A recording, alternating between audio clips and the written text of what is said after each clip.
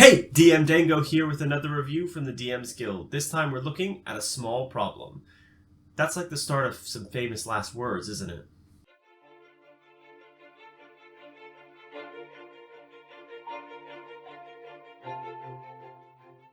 So, a small problem.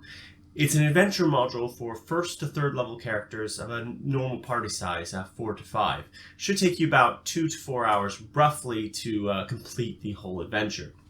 Now, this adventure was run as part of a Twitch live stream called Extreme Drowess. And I'll put a link in the description below to that and through the YouTube channel itself as well.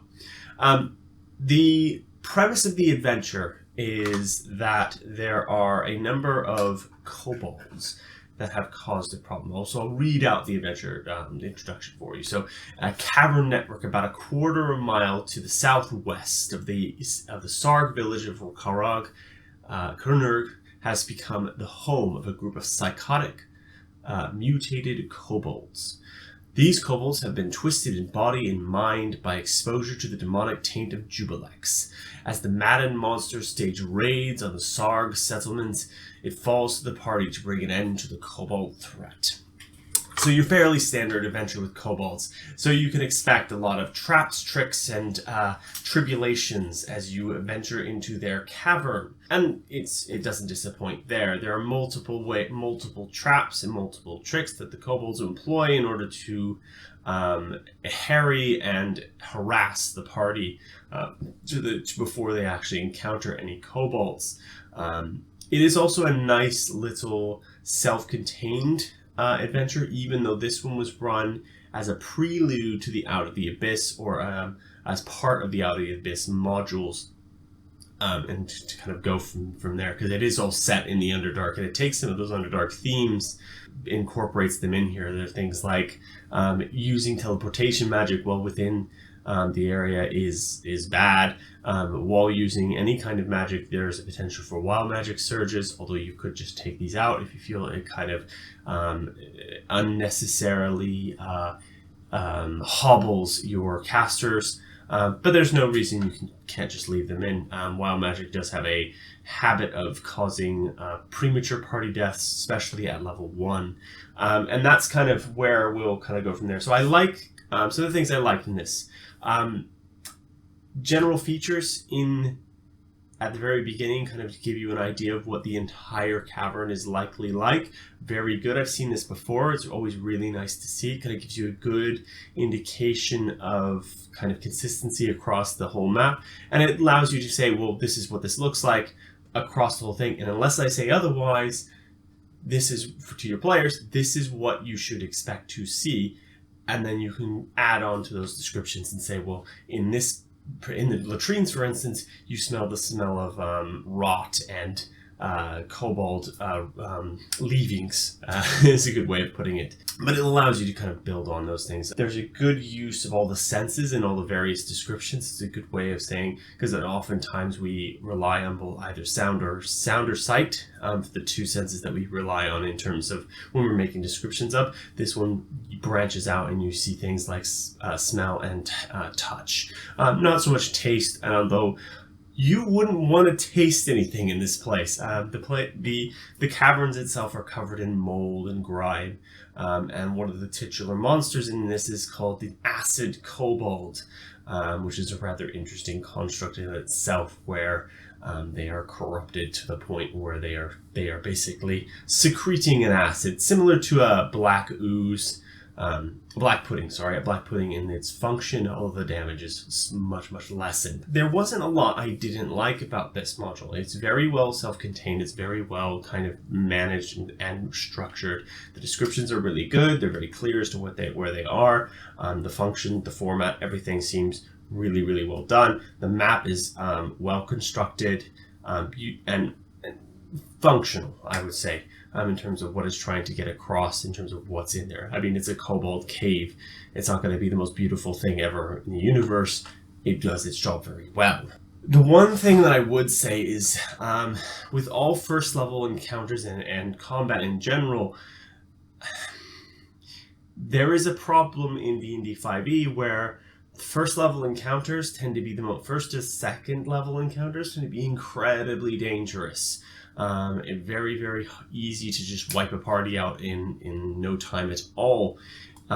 It's possible that is not a problem that this module needs to solve. It is a problem more for 5e and the Dungeon Master in general to kind of like protect their party a little bit from those things. But it is still something to be aware of with first level encounters, is that they are very, very lethal.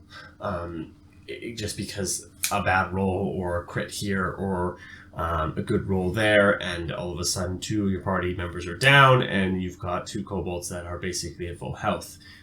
That can happen very easily, no matter who is dungeon mastering. Sometimes the dice just decide fate. Right, on to the rating though. So for combat, I'm going to give it a 4. There's one encounter where I feel that it's a little too swingy. There's too much chance of an instant party wipe depending on a roll. But at the same time, I think that encounter needs to be there, and it's something that would be very tricky to solve. It's very well done in terms of how it's structured, but I think I personally would be very hesitant going into that. It would make me incredibly worried about my party's safety. Now, as DMs, you're not supposed to be killing your party. We are not against them. You should know this. All DMs should know this. You are not against them. You're playing with them, and wiping them out because you're spiteful is never good.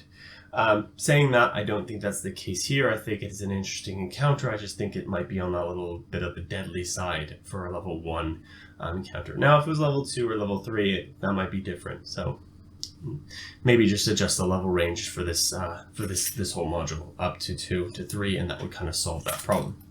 Now, in terms of roleplay, there are a lot of very interesting kobolds within the dungeon itself, or within the cave system. A lot of them are very unique and eclectic due to Jubilex's taint. They have quite interesting quirks and ways that they talk and the way they do things. So I think there are a lot of opportunities for roleplay here. The one thing I would have liked to maybe see is a bit more kind of what their motivations were and what they could have potentially been bribed or talked with, kind of thing, like a little bit. So I've seen in some other modules where they kind of give, well, these are the things that will kind of trigger them to do various bits and pieces. Like, so you can say, well, this one really likes X, Y, and Z. Now there's one kobold in there that's like, yeah, he has this thing with hoarding, so like to see that, and you can clearly play off of that. But some of the other ones lack these kinds of things where it's kind of like, well, how would you kind of manipulate them? Kind of that stat block. How do I manipulate you? How do I make you do what I want you to do? What do you want? Kind of thing. Here are the list of wants for this kobold. That would have been nice to see. But otherwise, it's a really good little section for roleplay. So I think I'm going to give that a 4 as well. Exploration, very, very good. This easily gets a 5 for me. It's a nice little cave system. There's lots of little paths to explore, lots of little nooks and crannies to go down to, lots of traps to kind of deal with, and different ways of managing those. Really nice for that. For the my final one, which is my P, which is my polish, it's nice to include the map. Always good. It's really well clear. There's a DM and player version. Always nice to have. It's also really well formatted. It's very clear as to where everything is. The DM's like, you read this bit is really easy to read. The monster stat blocks are all included, including even ones from the monster manual, which you don't need to do, but it is nice to have them there.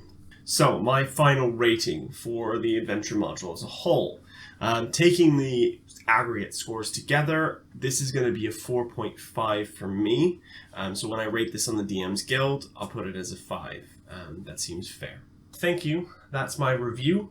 Thank you for watching. Please remember to like, comment, and subscribe. And peace out.